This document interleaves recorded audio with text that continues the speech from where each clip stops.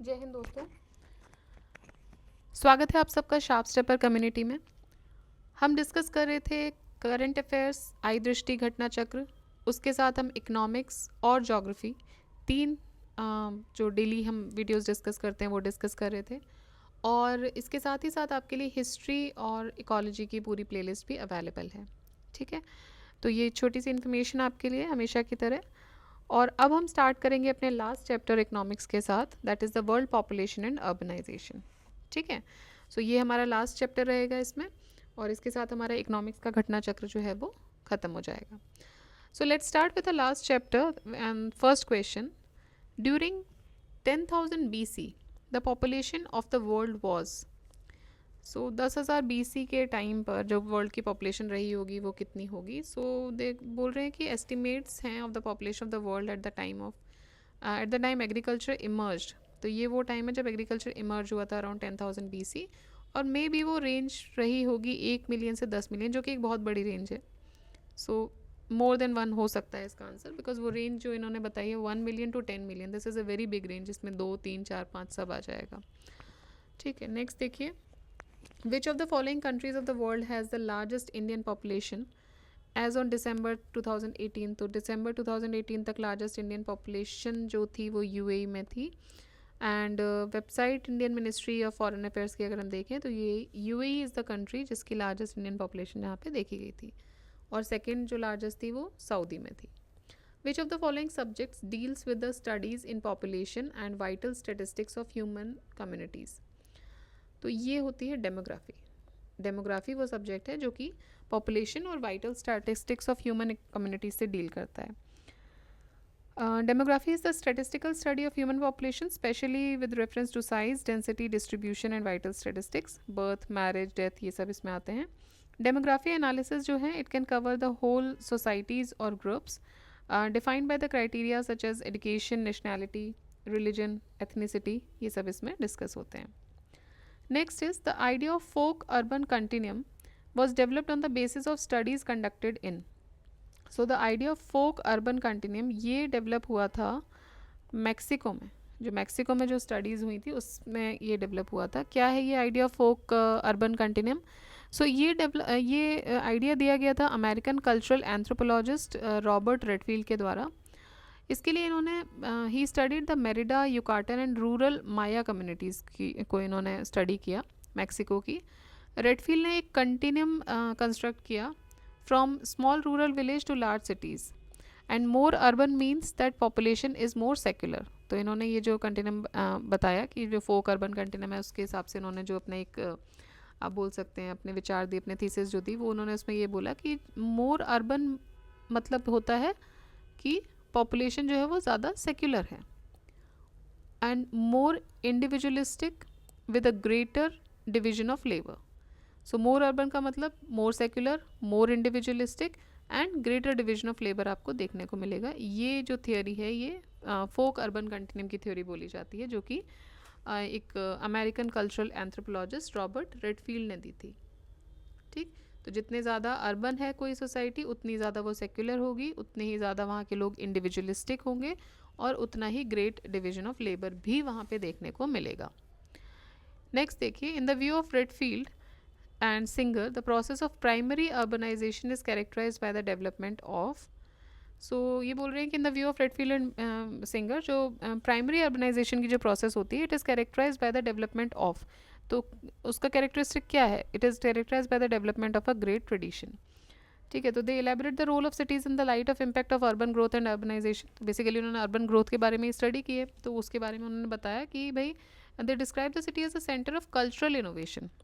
जो सिटी होती है वो एक तरीके का कल्चरल इनोवेशन है, एक डिफ्यूजन है, एक प्रोग्रेस है। ठीक है, आप सिटी में आ रहे हो, आप अलग अलग जगह से भी आ सकते हो, तो आपका एक अलग अलग कल्चर होगा, आप उस कल्चर को यहाँ पे आके फॉलो करोगे। आप हो सकता है उस कल्चर के नहीं भी हो, लेकिन आप उसमें सम्मिलित होने की कोशिश करोगे। ठीक है, अगर हम इसका रिसेंट एग्जाम्पल कोई देख सकते हैं तो okay, we can give to Chhath Puja. ठीक है, छठ पूजा जो है वो फेमस है बिहार एरियाज़ में, झारखंड में, मतलब ईस्टर्न साइड, वेस्टर्न यूपी में, सॉरी ईस्टर्न यूपी में, तो यहाँ पर फेमस है। लेकिन अब अगर वो लोग यहाँ रह रहे हैं और वो लोग इसको फॉलो कर रहे हैं, ठीक है, तो यहाँ पे क्या हो रहा है, कल्चरल इंटरमिंगलिंग हो रही है। लेट्स से आई पर्सनली अगर मैं, हो सकता है मेरे यहाँ छठ पूजा नहीं सेलिब्रेट की जाती हो, बट मुझे वो पूजा अच्छी लग रही तो I will intermingle with them, because we are living in urban spaces. अपने एरियाज़ में हम सब लोग सब कुछ कर रहे हैं, ठीक है. लेकिन because we are living in the urban, मान लीजिए एक सोसाइटी में हम रह रहे हैं, उस सोसाइटी में लेट्स से कि कुछ फैमिलीज़ जो हैं वो इस पूजा में को कर रही है, परफॉर्म कर रही है, तो बाकी लोग भी सम्मिलित होने की कोशिश करते हैं, ठीक है. तो ये एक इंटरमिंगलिंग है जो उन्होंने बताया. पहली चीज़ ये है, मतलब बहुत सारी चीज़ें. तो एक तो हो गया कि कल्चरल इनोवेशन एक हो सकता है, कुछ नई चीज़ भी आ सकती है. फिर डिफ्यूजन हो सकता है, डिफ्यूजन जो मैंने अभी आपको एग्जांपल दिया. और इसी के साथ ही फिर एक सोसाइटी प्रोग्रेस भी करती है. उन्होंने प्रोसेस ऑफ अर्बनाइजेशन को कैटेगराइज किया दो कैटेगरीज में, primary urbanization, secondary urbanization. So according to them, the trend of primary urbanization is to coordinate political, economic and educational, intellectual, aesthetic activities. ठीक है. सो प्राइमरी अर्बनाइजेशन का जो mainly जो trend है वो क्या है कि कोऑर्डिनेट करना political, economical, educational, intellectual, aesthetic activities जो होती हैं to the norms provided by great tradition. The process of secondary urbanization works in the industrial phase of the city. जो सेकेंडरी अर्बनाइजेशन है वो इंडस्ट्रियल फेज में काम करेगा, जिसमें कि जो कि कैरेक्टराइज किया जाएगा बाय द हेट्रोजेनिक डेवलपमेंट. ठीक है. सो होमोजेनिक डेवलपमेंट नहीं होगा. हेट्रोजेनिक क्यों? क्योंकि वहाँ पे हर एथनिसिटी से, हर रीजन से लोग आएंगे, इसलिए इंडस्ट्रियलाइजेशन में. क्योंकि वर्क बेसिकली अगर आप इंडस्ट्री डेवलप कर रहे हो तो क्या होगा, you need working hands. Job आप रिलीज़ करेंगे, जॉब की तलाश में लोग आएंगे, माइग्रेशन, ये सारा एक साइकिल बनी हुई है इसी से. Next is which of the following organisations release the world population report 2021. So world population report कौन निकालता है? United nation population fund release करता है. It releases the State of the World Population Report 21, titled My Body is My Own. This is the first time a United Nations report has focused on bodily autonomy, defined as the power and agency to make choices about your body without fear of violence or having someone else decide for you. ठीक है. So my body is my own, ये पहली बार ऐसा हुआ था कि 2021 में जब यूनाइटेड नेशन ने बॉडीली ऑटोनॉमी पे फोकस किया था. As per the UN population fund 7 billionth baby का जन्म हुआ था अक्टूबर 31, 2011 को. कहाँ पर हुआ था? तो देखिए, इनका जन्म हुआ था 31 अक्टूबर 2011. इंडियन गर्ल नरगिस, ठीक है, तो इंडिया में भी हो गया. Filipino girl Danica May Camacho, and third is Sri Lankan girl Vetelege Muthumai. देखिए, तीनों अभी तक गर्ल पा रही है. उसके बाद and a child born in Russia, कैलिनग्राड, जिनका नाम था प्योत्र निकोलाएवा. ओके, रशियन प्रोनाउंसिएशन है. तो ये इतने लोग हुए थे. कहने का मतलब ये है कि इंडिया में भी जन्म हुआ, फिलीपींस में भी जन्म हुआ, रशिया में भी हुआ, मे बी इंडोनेशिया एटसेट्रा लगा दिए, मे बी इंडोनेशिया में भी हो सकता है. तो आउट ऑफ दीज क्वेश्चन थोड़ा सा ऐसे पूछ लिया गया है कि जिसमें आंसर नहीं सही बैठ रहा है. However officially the child of none of these countries was given the status of 7. लेकिन ऑफिशियली इनमें से किसी भी बच्चे को 7 बिलियंथ पर्सन का स्टेटस नहीं दिया गया था यूनाइटेड स्टेट्स के द्वारा. The World Population Day commemorates the day on which the estimated world population become 5 billion. ये कौन सा दिन था? ये था 11 जुलाई. इसीलिए 11 जुलाई को वर्ल्ड पॉपुलेशन डे भी सेलिब्रेट करते हैं. सो 11 जुलाई 1987 को जो वर्ल्ड की पॉपुलेशन थी वो 5 बिलियन हो गई थी, और इसीलिए उस दिन से वर्ल्ड पॉपुलेशन डे सेलिब्रेट किया जाने लगा हर साल 11 जुलाई को. Event was established by United Nations Development Program in the year 1989. And it was inspired by the public interest in 5 billion day on July 11, 1987, the approximate date on which the world population reached 5 billion people. So it is noteworthy that the world population crossed a 4 billion mark in the year 1974 and a 6 billion mark in 1999. While the world population crossed 7 billion mark in the year 2011, October, जो हम बात कर रहे थे अभी 31 अक्टूबर को. World population day कब celebrate होता है? 11 जुलाई को होता है. What has been the theme of 2017 World Population Day? So उस समय तो थी family planning, empowering people, developing Nations. और अगर हम देखें वर्ल्ड पॉपुलेशन डे 2020 की थीम थी पुटिंग द ब्रेक्स ऑन कोविड-19, how to safeguard health and rights of women and now, while the theme of 21 was rights and choices are the answers, whether baby boom or bust. The solution to shifting fertility rates lies in prioritizing the reproductive health and rights of all people. ये theme है. देखिए इसको तो पूरा document होना चाहिए। सो 2021 का है, हम 2000 अभी जो लेटेस्ट है वो चेक कर लेंगे, ठीक है। Next is which of the following is the theme of the world population day 2015। देखिए इस थीम को अब हमें याद करने का मतलब नहीं है, आगे बढ़ते हैं। About 50% the world population is concentrated between the latitudes of. अभी बोल रहे हैं कि अराउंड 50% जो वर्ल्ड की पॉपुलेशन है वो कौन से लैटिट्यूड के बीच में मतलब आपको मिल जाएगी। So it is between 20 degree north to 40 degree north. सबसे ज़्यादा 50% पॉपुलेशन इसी एरिया में मिलती है। Main parts of the most populous countries of the world like China, USA, India, countries from Southern Europe, North Africa, Central Asia, ये situated हैं. So 50% population यहाँ पे concentrated है. The new population bomb, it refers to rapidly growing urban population in the third world. So in the third world, as the process of development is progressing, the rate of urbanization is also showing an increasing trend, and their urban population is also increasing rapidly. इसी rapid increase को new population bomb बोला गया है. What percentage of total population of the world resides in India as estimated in the year 2011? So, what percentage of the total population of the world resides in India? हम 2011 की बात करें तो 17.5%, 17.5% जो population थी वो इंडिया में reside कर रही थी. अगर हम सेंसस की बात करें तो ये the percentage of India's share in the world population वो था 17.5%. And according to world population prospect 2019 जो टोटल पॉपुलेशन है वर्ल्ड की वो 7.7 बिलियन थी, एंड ये इंक्रीज़ हो जाएगी 8.5 बिलियन तक, 9.7 बिलियन एंड 10.9 बिलियन 2030, 2050 एंड 2100 में. So the estimated population of India and China 19 में 1.37 and 1.43 बिलियन respectively. ठीक है, हालांकि अभी इंडिया ने चाइना को सरपास कर दिया. The percentage of India's population in the total population of the world as per 2011 census is, so it was 17. According to the World Bank, the world population is, ये question है 2003 का, world population थी 6.5 billion 2005 में. As per the world population prospect 2019 अभी अगर हम देखें ये क्वेश्चन आता है तो अभी होगी 7.7 billion. According to united nations in 2050 the estimated population of the world will be, देखिए अभी हमने देखा 3 पॉपुलेशन का एस्टिमेशन देखा था हमने. 2030 में कितनी होनी 8.5, 2050 में 9.7 और 2100 में 10.9, तो ये हो जाएगी 9.7. तो बेसिकली ये वाला जो 9.25 इसके थोड़ा ज़्यादा पास है. खरब, ओके, खरब में आ जाएगी, इसको बोलते हैं बिलियन मतलब खरब है ना, अरब खरब हम हिंदी में बोलते हैं. So it is 9.25 billion. As per the world statistics 2008 what approximate percentage of the world population lives in Asia? तो एशिया में रहती है 61% ऑफ द वर्ल्ड्स पॉपुलेशन, ये एशिया में रह रही थी. And as per the world's population prospect 2019 60% जो टोटल पॉपुलेशन है ग्लोबली वो एशिया में रहती है एज ऑफ जुलाई 2019. इनमें से किस कंट्री की लार्जेस्ट पॉपुलेशन है? तो देखिए इंडोनेशिया की है.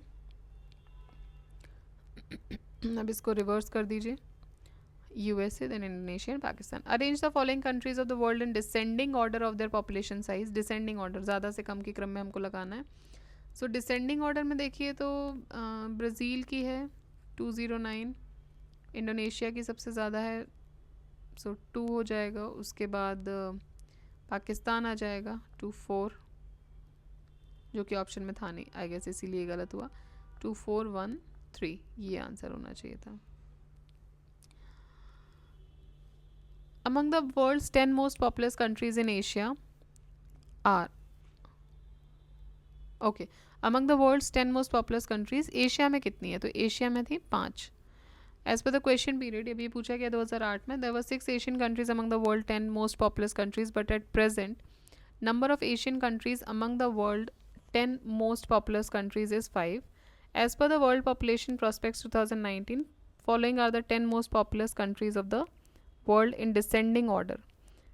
Okay, so 10 most populous कौन सी? अब तो ये उल्टा कर दीजिए फिर. देन थर्ड नंबर पे USA, Indonesia, Pakistan, Brazil, Nigeria, Bangladesh, Russia, Mexico. Which 2 countries follow China and India in the decreasing order of the population? तो वो हैं USA, Indonesia. Which of the following countries has the largest population? So Indonesia among these.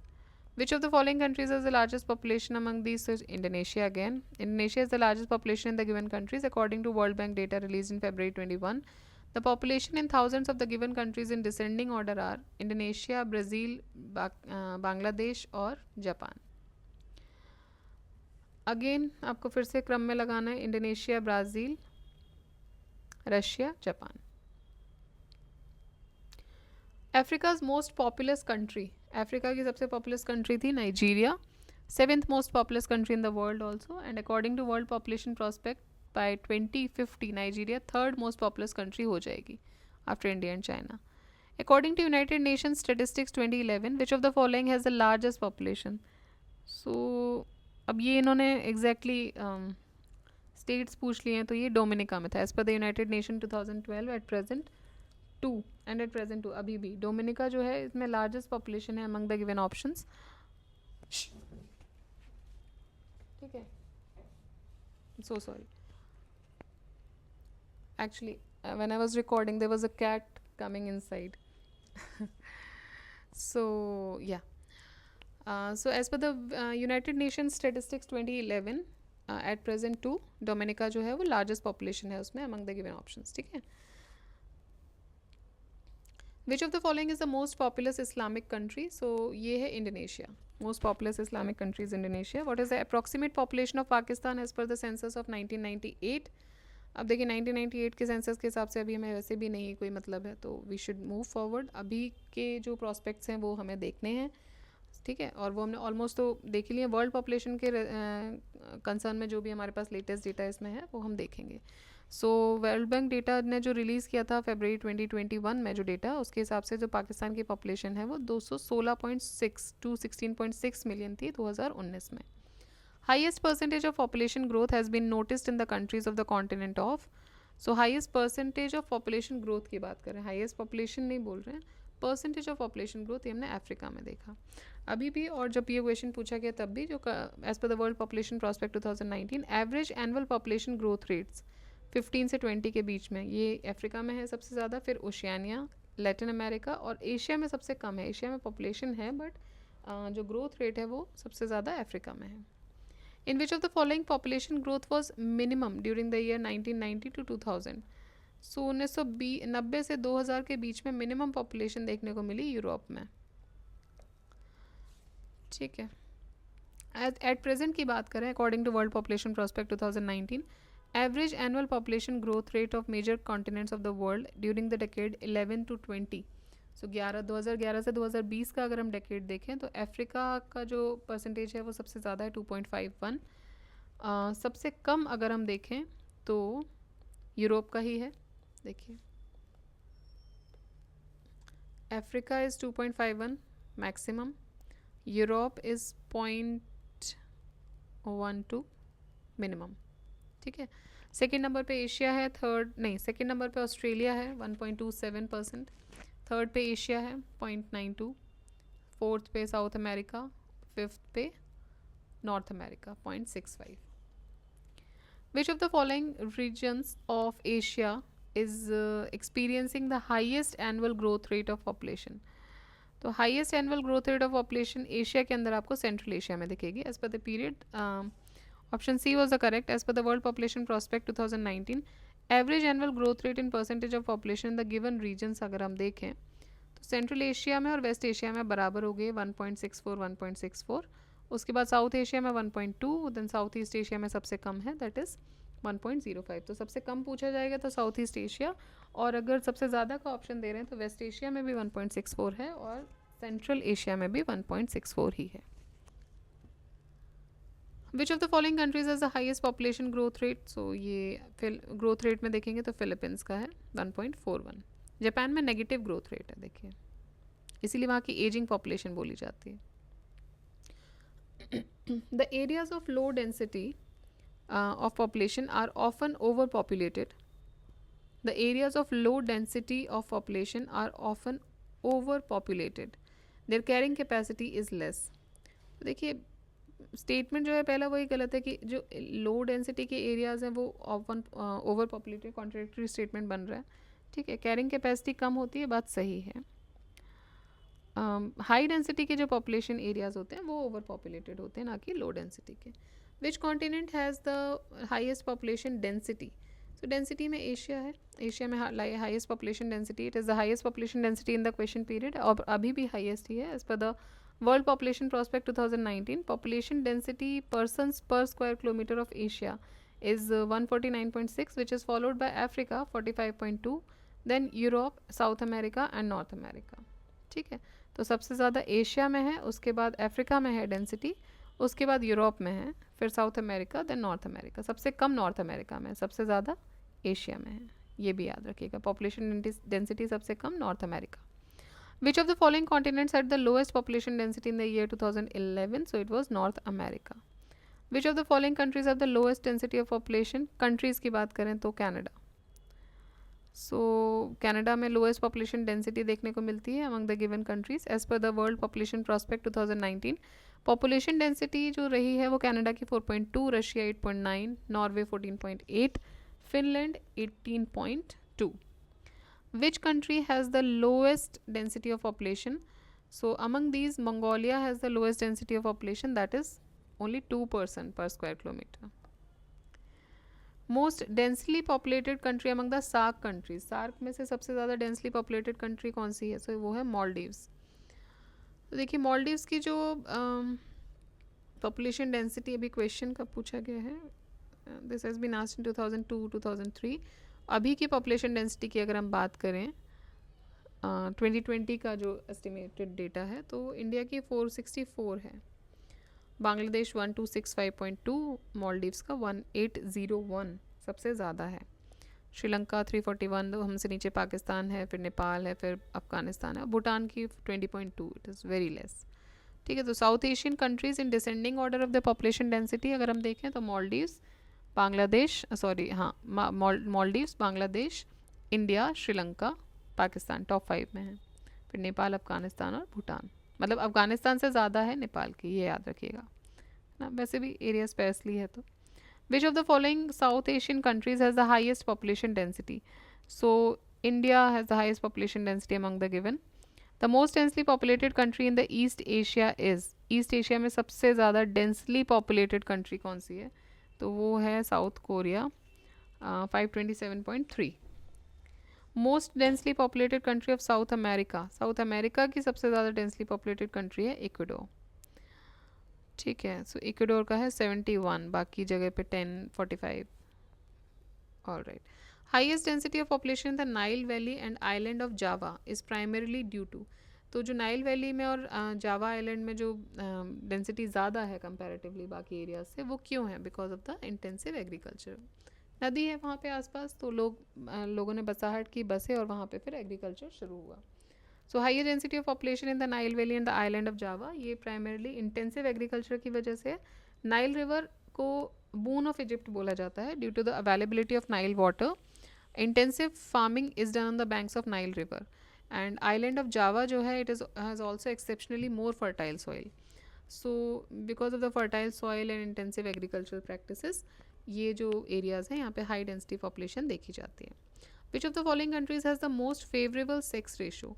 Most favourable sex ratio आपको देखने को मिलेगा Finland में 97.3। Okay, favourable sex ratio I think it should be 97। Okay, world population prospect 2019 के हिसाब से Sweden has the most favourable sex ratio among the given countries. So इसमें से स्वीडन के पास सबसे ज़्यादा है, 97.7।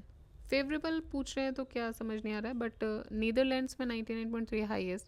आई थिंक फेवरेबल दैट इज़ कि बेसिकली टू सस्टेनेंस के हिसाब से ये शायद पूछना चाह रहे हैं।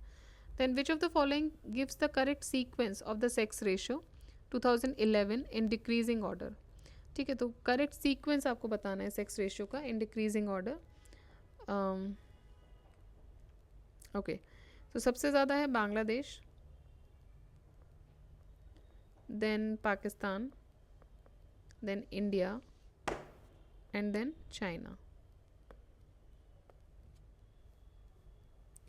सो क्वेश्चन पीरियड के हिसाब से और अभी जो सेक्स रेशोज़ हैं इन कंट्रीज़ में इन 2020, बांग्लादेश में 102, पाकिस्तान में 106, इंडिया में 108.2 और चाइना में 105.2 सेक्स रेशो, मेल पर 100 फीमेल 2020 का रेशो। ओके,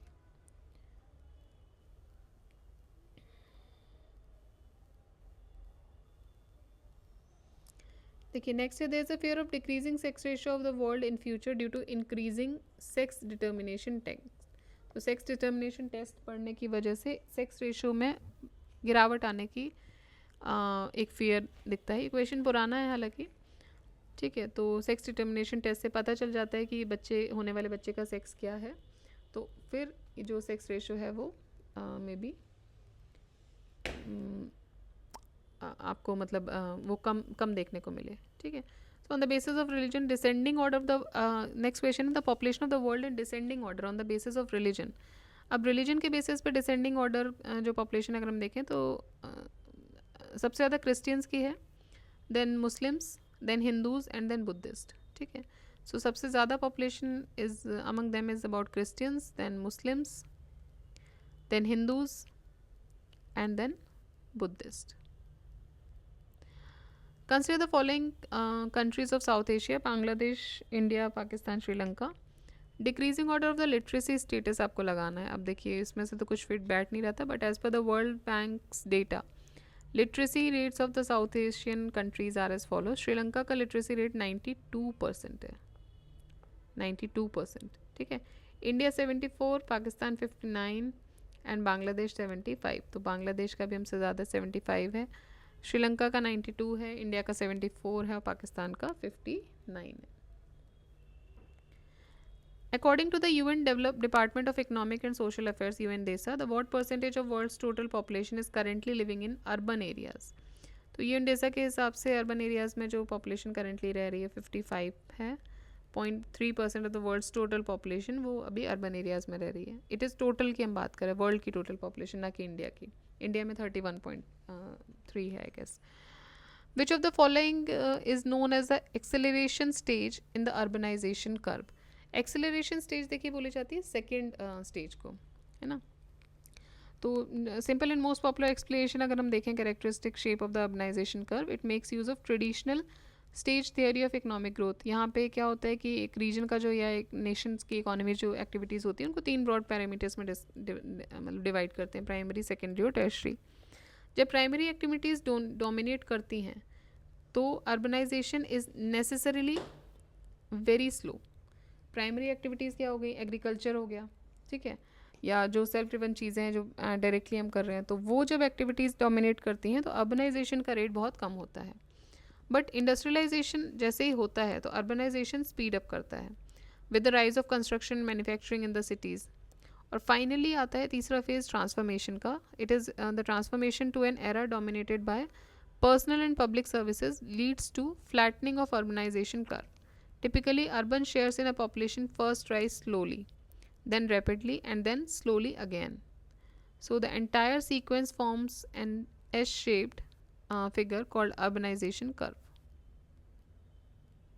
ठीक है, तो ये एक S से shaped वो बन जाता है, that is following the urbanization curve. तो ये हो गए हमारे 50 क्वेश्चंस। एक बार हम चेक कर लेते हैं इसमें कितने क्वेश्चंस और हैं, जिससे कि हम नेक्स्ट वीडियो में वो पूरे क्वेश्चन कंप्लीट करके we will be concluding this घटना चक्र। Okay, so we will be concluding this घटना चक्र इन द नेक्स्ट वीडियो, ठीक है। और उसके साथ हमारी इकोनॉमिक्स की घटना चक्र कंप्लीट हो जाएगी। देखिए मैं देख रही हूँ कि अभी व्यूज़ तो ऑलरेडी पहले भी कम ही थे, ऐसा नहीं था कि कुछ बहुत ज़्यादा व्यूज़ आ रहे थे, बट दैट्स ओके। लेकिन अभी काफ़ी टाइम से कम हो रहे हैं। Either you are not revising, you are not reading, कुछ तो है। तो मेरा आपसे ये निवेदन है कि अगर आप इसको फॉलो कर रहे हैं कंटिन्यूसली तो प्लीज़ करते रहिए, क्योंकि एग्ज़ाम सब जो भी हैं बहुत नियर हैं। कुछ की चांसेस हैं ऊपर नीचे होने के, जैसे यूपी के एग्ज़ाम के, बाकी चांसेस नहीं है, बाकी तो एग्ज़ाम होने ही हैं। सो रिवीजन पेस अपना बढ़ा दीजिए, मल्टीपल रिविजन्स कीजिए, जितने कर पा रहे हो उतना कीजिए, ठीक है। सो रिवीजन पेस को बढ़ाइए, कोशिश कीजिए कि जितना ज़्यादा से ज़्यादा रिवीजन आपका होता रहे, ठीक। So please start doing that. And बाकी कोई चेंजेस अगर आपके हैं, आपका कोई सजेशन है तो प्लीज़ आप उसको कमेंट बॉक्स में लिख सकते हैं। ऑलराइट, सो नेक्स्ट जो अब हम वीडियो लेकर आएंगे उसके साथ हमारा इकोनॉमिक्स का घटना चक्र फाइनली ख़त्म हो जाएगा। So on that note, on that happiness, हम आज का वीडियो यहीं ख़त्म करते हैं। टेक केयर, जय हिंद, जय भारत।